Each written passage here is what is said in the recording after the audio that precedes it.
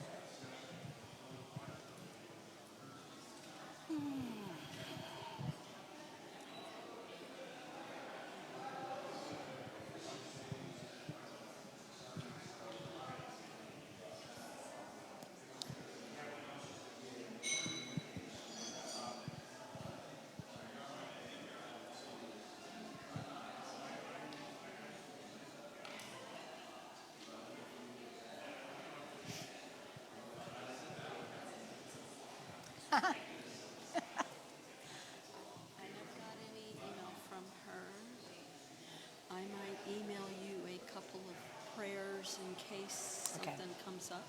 Okay. I'm going to need one for my brother-in-law. Oh.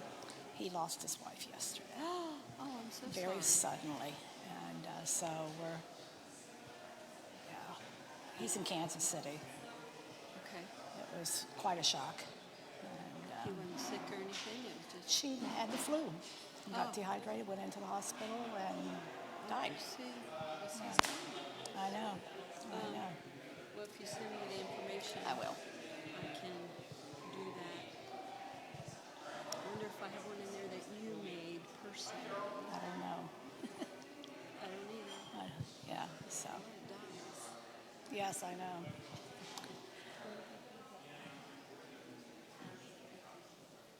Anybody else joining us from the Narthex? Mike?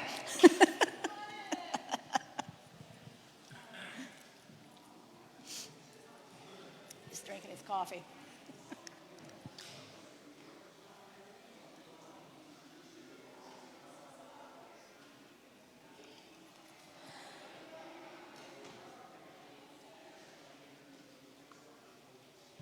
Well, as is typical, we will trickle in.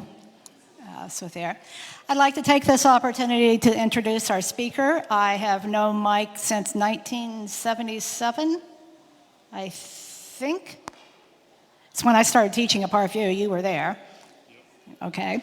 And he is a friend and a colleague and a fellow Episcopalian. He has an amazing story to share with you, and I'm going to let him do that because there's no way I can do it for him. So, Mike Nunally.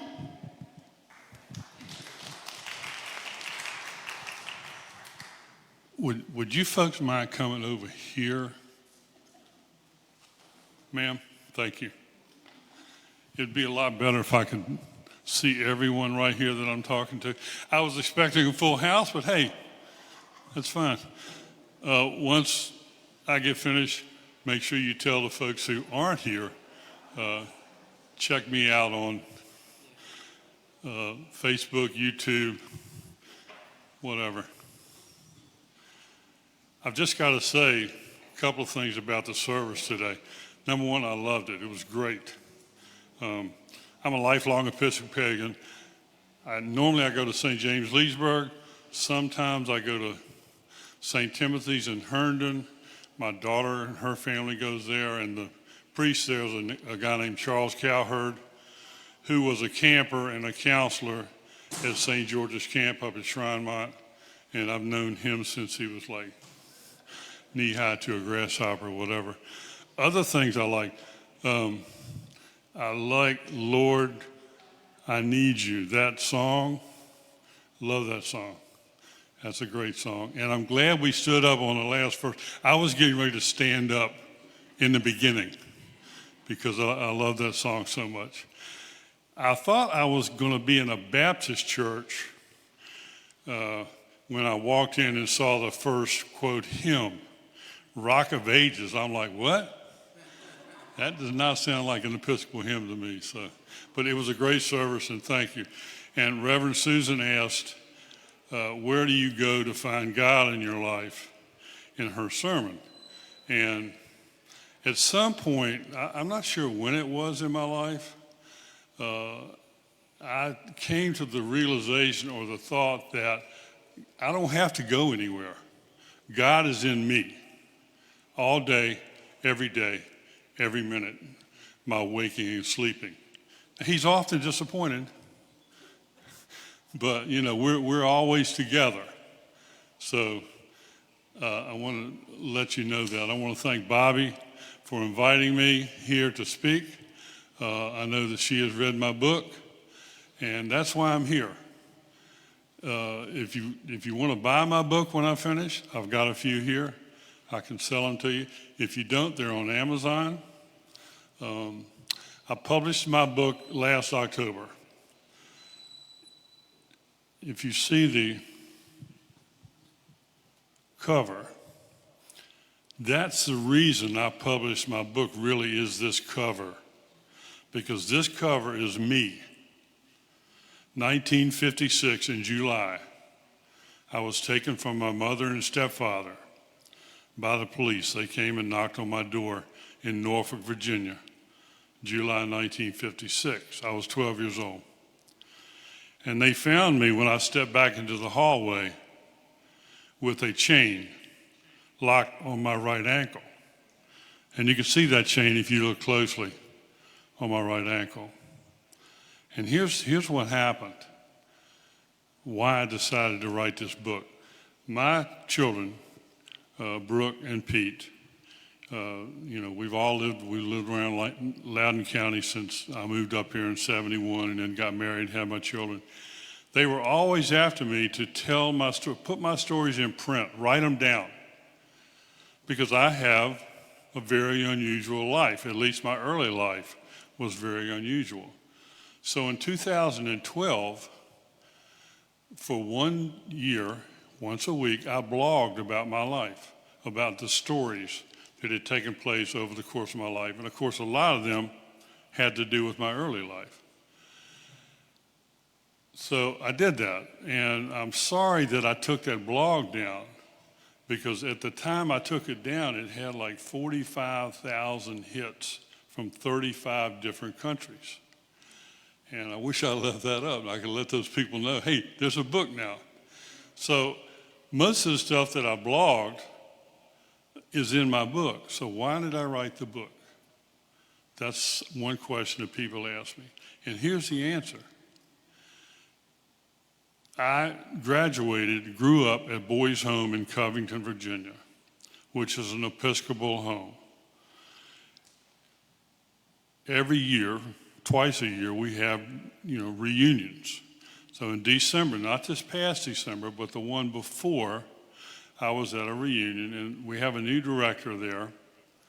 The guy who had been the director, Donnie Wheatley, who had been there for 35 years, was 3 years behind me as a Boys Home boy. So talking to the new director, I said, hey, you know what? You mind if I look at my file? I had never looked. I didn't know anything was in my file. And I lived there for 7 years.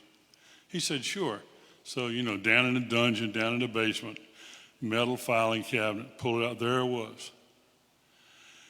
And I took a bunch of pictures. I learned a lot. I read some things. I didn't learn that much, but one thing that really struck me was a telegram from a priest in Norfolk, Virginia, where I used to go to church by myself, Church of the Ascension. Reverend Rose was his name. My sister started taking me to church when I was young, very young, 6 years old.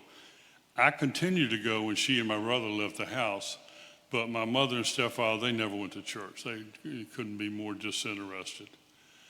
Reverend Rose wrote to the then director at Boys Home 3 days after this picture was taken with an accompanying newspaper article in the local newspaper, which I never knew existed until that December. And the telegram, people didn't send telegrams in 1956 unless it was a big deal. The telegram said, "We have a boy here who needs a home. He's been abused, he's been knocked from pillar to post." There was a big article in the newspaper about it.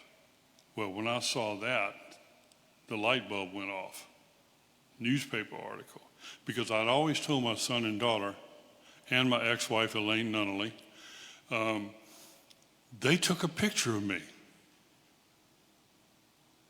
I remember that. They took a picture.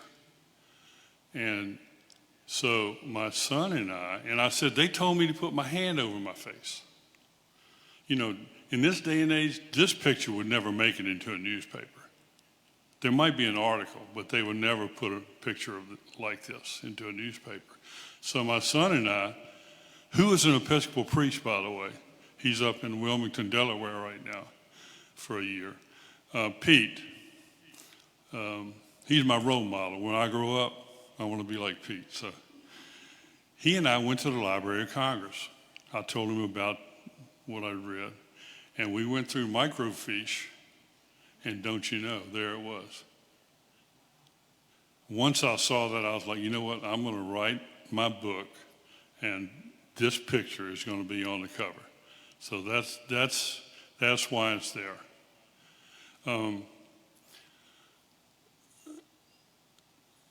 Let me start from here backwards right now. So I taught and coached here in Loudoun County for 31 years. I ended up, I started at Loudoun Valley at Blue Ridge Middle School, went to Sterling Middle in Sterling Park, went to Parkview High School when it opened up in 1976, met Bobby the next year, and I retired in 2002. And I coached mainly baseball. I was a PE teacher. I coached mainly baseball, but I assisted in basketball and football over the years. And like I said, you know, our family, we went to St. James, even though we were living up here, excuse me, in Broad Run Farms for a long time. So how did all this, you know, how did I get up here? What happened? So the police came, like I said, they took me away. I never went back to that house. I never saw my stepfather again. I did see my mother, and after I got out of boys' home in Covington, Virginia, we tried to reconcile, but it just never really worked. She wasn't meant to be a mother, that's for sure. Couple of weeks in foster care in Norfolk, Virginia, and you know, all this is detailed in my memoir. And then they sent me to Boys' Home of Covington, Virginia. Well, Boys' Home, I don't know, anybody ever heard of it? Good. Boys' Home used to be very involved with the Episcopal Church. It still is, but it used to be called Boys' Home Episcopal. And Boys' Home is located in Covington, Virginia, which is in the Allegheny Highlands up there. That's all I can tell you. You have to look it up. It's 20 miles from the Greenbrier, 20 miles from the Homestead. It was a mill town. And Boys' Home was about 3 miles, still is about 3 miles outside of there. Boys' Home is still operating. It was started in 1906. So it's got quite a long history of helping young men. And that's what it does. It helps take boys and try to raise them into men. We went to public schools. Right now, it's a private school setting, which I have told the director I'm not really in favor of. I think boys ought to go to public schools, but that's neither here nor there. That's where I learned how to be a functioning member of society. Because up until that point, I really had, the only guidance I had was, you know, the belt, the leather, the buckle, the hits, the chain. You know, that went on for like 4 years. So I was a mess, you know. Psychologically, the guy who evaluated me said, you know, he's got a, you know, mental psychological problem, and it's going to turn into a disease unless something happens. So luckily, that happened to me. I went to boys' home.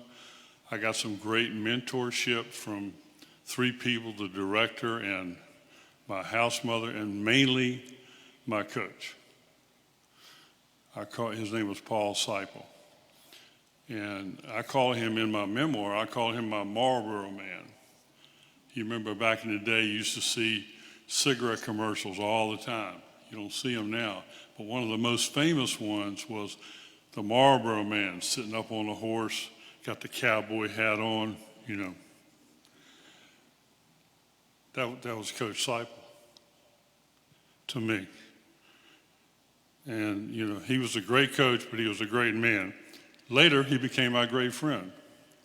And, you know, he's passed now, but he lived to like 92 or 93, so he had a good long life. So when I came out of boys' home, I was a good athlete. I was blessed with athletic ability. And I got a decent mind, but I never applied myself in high school or in college the first time I went. But I went to Bridgewater and flunked out after 2.5 years because I had been in this cocoon where every hour was accounted for. I moved on the bell. They rang a bell. You went to breakfast. You did this. Study hall started. You know, everything was on the bell. So when I got out by myself, I was like, yeah! And that was not good. It was not pretty. Not a lot of details about that in my memoir because, you know, just wouldn't be good. So after 2.5 years at Bridgewater, I flunked out. I had a 1.585 on a 4.0 scale. Well, you know, I was barely getting by to play sports, and then I just totally flunked out. I was afraid I was going to go into the infantry. What was going on then? 1966, Vietnam War. I was like, oh, God, I got to do something. So I enlisted. Why? Well, if you enlist, you get to decide what job you can get if you qualify for it, you know. So I could type a little bit. I said, oh, all right, I'll be a clerk. So I enlisted, and if you enlisted, you were in for 3 years, 2 years if you were drafted. So 3 years, I got a year's paid vacation to Southeast Asia out of it. Learned a little entrepreneurship while I was there. I came back, and luckily, they let me back into Bridgewater. And then, you know, I was married then. I eloped back when I was in training when I joined the Army. I was married. That kind of gave me more of a focus. I made the dean's list. I went to Madison College, which is now JMU. I got a teaching assistantship where I was teaching freshman PE while I was going to grad school. Then I came to Loudon in 1971. And a big thing for me was in 1984. John Smith, who was then the rector at St. James Leesburg, said, hey, you know what? There's an opening for the position of director of St. George's Camp up at Shrine Mine. He said, I think you do a good job. He had been director himself for 4 years in the 70s. So by the grace of God, I got that job. And that just solidified or enhanced my life so much. My family, we spent 9 summers on that mountain up there on the side of a mountain for like 8 weeks. That's, you know, my son and daughter, they were campers, counselors, you know, all of that. But that really made a big difference in my life, St. George's Camp. If you're not sending your kids up there, or you're not supporting it, take a look at it. Shrine Mont, the Diocese of Virginia. It's a great, worthy cause. They still have camps up there in the summertime. So that's it, basically. That's That's what this is all about. But there are a lot of stories, and our life is full of stories. That's what our life is. Our life is one big story. And then interspersed, we eat, we poop, we shower, we go and have a little fun. But in between, it's all stories. So that's what my memoir is all about. And, I was blessed. I don't know what happened. God sent angels to me all throughout my life. Reverend Rose, another lady that befriended me at that church, Virginia Danner. When I went to Boys Home, it was, like I said, Paul Seipel and Granny Myers, my house mother, and Bob Burrows, who was the director. When I went to Bridgewater, it was Betty Klein, who I just saw not too long ago, a great woman who really, really helped me. I'll take any questions.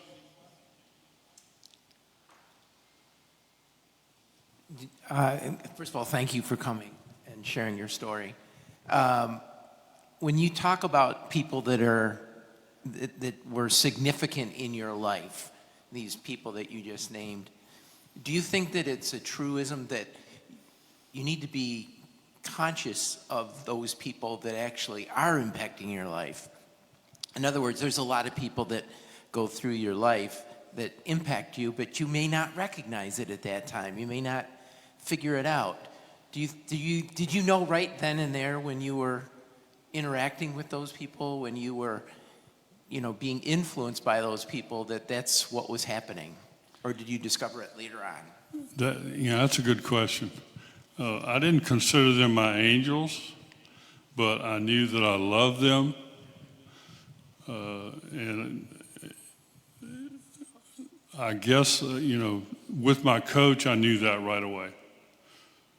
I was not doing well at Boys Home when I first went there. I got there when I was 12. I ran away a few times. Coach Seipel came when I was beginning my sophomore year in high school. And right away, I stayed as close to him as I could, for 3 years. So yeah, I think we kind of know. The older we get, the more we know. It's like a lot of things. We learn about ourselves as we get older. And but that is a good question. But I knew I loved Granny Myers. She was my house mother for 4 years. But people come and go in our lives, that's for sure. And I've had angels come and go. I've had people that I would consider angels in my life come and go. Yeah, I think just having been a part of this program, because I spoke several weeks ago, and I look at each and every one of us, and that's the key to what's going on in our lives. Because I look at what happened in my life, and hey, there is the spiritual part of it that, just intervenes in what you've done in your life or what you had to endure in it. And for me, when I heard Maggie's story, and then I heard Richard's story, and now I hear your story, it just, and you just brought it up. It's like, yeah, God put somebody in our lives to help and, to one day tell his story, so it may help others. It might, help our family. All these things that it did. The Episcopal Church, I didn't mention it, but I grew up in the Episcopal Church. And throughout my life, the Episcopal Church was there. My first job out of college was tutoring at Episcopal Church. So, I don't want to take from that, but this is what I'm taking from the last 4 or 5 weeks? Well, yes, God does put people and circumstances in front of us. Oftentimes we just bat that aside. We're like, this is not for me now. It's not the time, it's not the place. I'm not able to deal with what is being put in front of me. Plenty of times, there's a great message that I'm getting, and I'm like, forget that. I was like a lot of kids. I was no different in high school. I went to church every Sunday and chapel on Wednesday at Boys Home. But, oftentimes I'm drifting off thinking about that girl or whatever. Thinking about what a normal kid is thinking about. And when I went to college, I didn't go to church ever. In fact, they had chapel once a week at Bridgewater, Church to the Brethren, and I befriended a girl who took attendance so that she would mark me down as present. But inside of me, see, God was with me. I didn't have to go anywhere to see God. God was with me. I made a lot of mistakes in my life, and no question about it. I still do. But I know that I'm going to be able to make it through now. And I don't make as many mistakes as I used to. Yes, ma'am. Yeah, I just want to say again, thank you for being so vulnerable to sharing a heartbreaking story of your youth. It's just hard to comprehend. But I'm also so inspired by it and the resiliency of your spirit. And I think it also is testament that we make our families. It doesn't have to be blood related. And that's the beauty of being part of a faith community, is that we can choose our families, those where we are connected to, and to be Christ to one another. And it sounds like you were blessed with that in the boys' home, all these individuals that you've named. Yes. I didn't hear everything you said because I'm a little hard, even though I have my ears in. I was lucky and I was blessed, but it's not a horrible story, and that's the reason that I wrote the book. Because yes, it's horrible starting, Yes. but for people, young people or middle-aged people or older people, to read something like this and realize that no matter what happens to you, there is a chance. Everyone can be redeemed, everyone can be saved, everyone can get over whatever has happened to them. Now, everyone doesn't. Some people don't take that path. They don't see that avenue. They don't, they don't give forgiveness. And I think, that's what you have to do. If you're in a situation like I was in, I wanted to kill my stepfather, literally. And if I'd have stayed there, I would have either been in jail or I would have killed him. So the intervention that I had was a blessed intervention for me. Any other questions? Yes, ma'am. What's your supermarket snippet? I'm sorry, what's my What's your supermarket snippet? When you're in the line and you see somebody's having a hard time, how do you encapsulate through your experience meeting that person where they're at?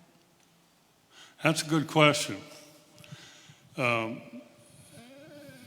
What I learned over time, and I want to go back to St. George's Camp, where I was the director for 9 summers.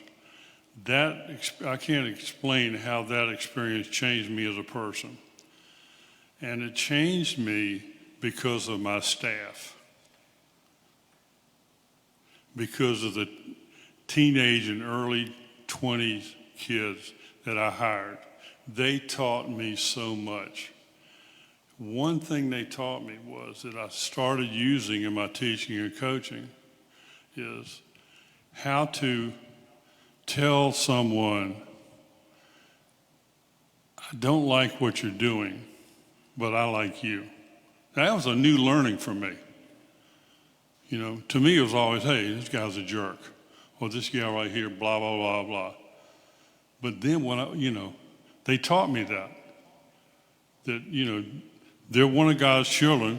Yeah, they're doing something you don't like, but you still have to like them. That's one of the things that they taught me.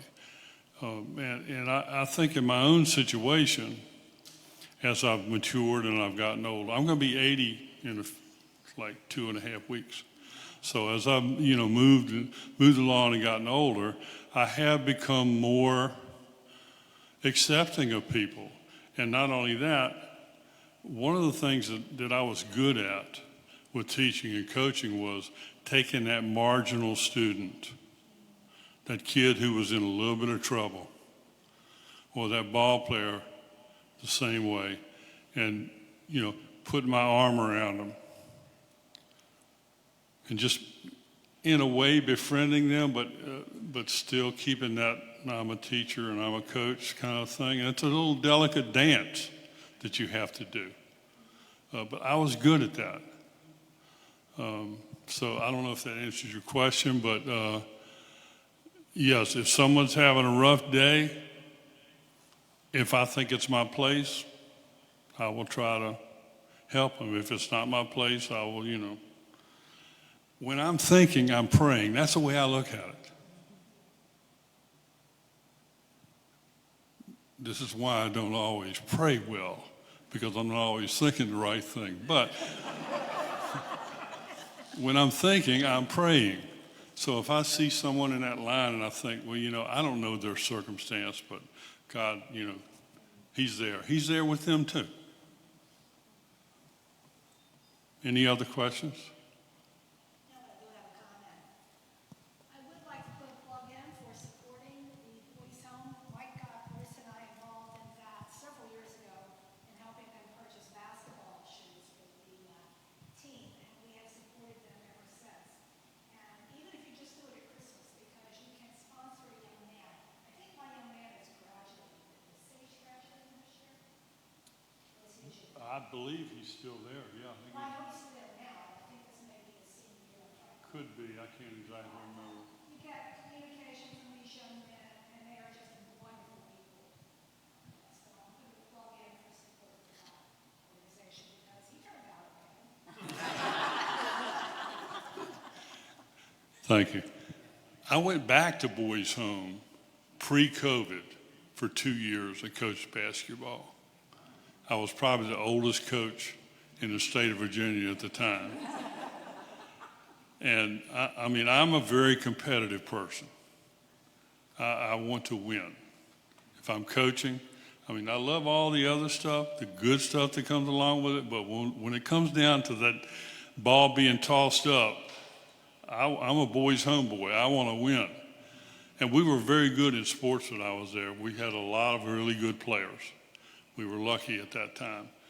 But, so the first year, they weren't used to a guy like me. And, I ran them. I ran them, and I ran them, and I ran them. And I ran some of them off. But you know what? The next year, we were 13-4, and we were pretty damn good. When COVID hit, shut our season down right at the end of the year. So anyway, thanks, Bobby. And I'll be available out there somewhere. I did bring a couple of books with me if anyone wants to purchase it. But if you don't have the money now, or maybe you decide later, it's on Amazon. And tell these folks that got up and left what they missed today. And tell them to take a look at that also. Thank you so much for having me. Thank you. I grew up in the Church of the Ascension also. Oh, did you?